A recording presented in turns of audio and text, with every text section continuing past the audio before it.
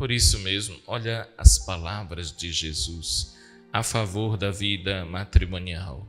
Ele quer e acredita na indissolubilidade, ou seja, não se dissolve uma vida a dois. Nós, quando celebramos o matrimônio, o padre sempre dá a chamada bênção nupcial, que é depois do consentimento, comungo, reza-se o Pai Nosso, e o padre dá uma bênção nupcial em que ele diz assim: que vocês sejam pais de comprovada virtude e que possam ver os filhos dos seus filhos. Olha que coisa interessante. É o que Deus deseja para aqueles que se propõem à vida matrimonial. Depois, Nosso Senhor explica por que Moisés, lá no Antigo Testamento, tinha permitido dar uma certidão de divórcio.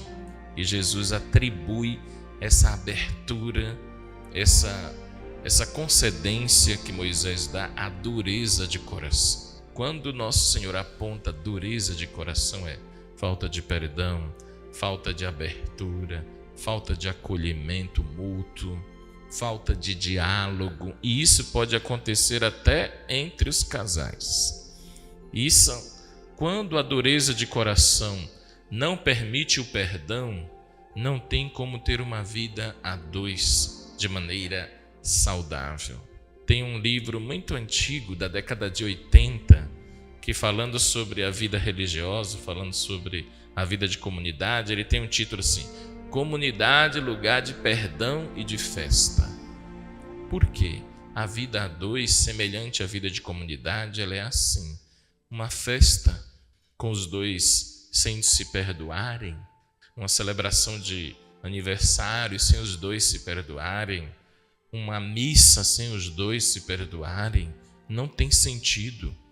Acaba sendo algo meio que superficial. Jesus, no Evangelho, sempre orientou que nós festejássemos, celebrássemos, nos alegrássemos. Então, comunidade, vida a dois, matrimônio, é lugar de perdão sempre, não só uma vez, mas também lugar de celebrar e de festejar. Jesus é o único líder de seu tempo que abraçava as crianças. Mas, novamente, Jesus lida com o problema da dureza de coração, dessa vez dos apóstolos. Eles estavam proibindo e repreendendo as crianças. As pessoas traziam as crianças e culturalmente não era permitido. Não era porque os apóstolos eram maus, não é porque os apóstolos eram ruins. Então eles estavam proibindo as crianças de se aproximarem do mestre. Jesus ficou, diz o Evangelho, aborrecido e repreendeu os discípulos: deixem vir a mim as crianças, não as proíbam, porque o reino dos céus são dos que se comportam como elas.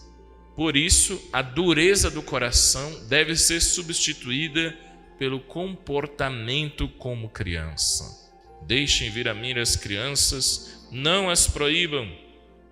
O céu é de pessoas como as crianças. Vamos hoje para as nossas casas pensando na dureza do coração que impede que Deus se aproxime da pessoa, que Deus faça uma obra na vida da pessoa. Deus pode tudo. Vocês já ouviram falar, desde o catecismo antigo, que Deus é onipotente, ou seja, onipotente é aquele que pode tudo, absolutamente tudo. Ele só não pode uma coisa: violar o seu coração, a sua capacidade de se fechar. Ele vai deixar. Mas se você se abrir, como o comportamento das crianças, ele vai fazer uma obra dele. Por isso ele repreendeu os apóstolos: não proíbam as crianças de virem até mim. E foi o único mestre daquele tempo que foi capaz de tratar bem as mulheres. Ele tinha discípulas mulheres, inclusive a sua própria mãe, e foi o único a ter crianças em que ele impusesse as mãos, abençoasse e cuidasse das crianças.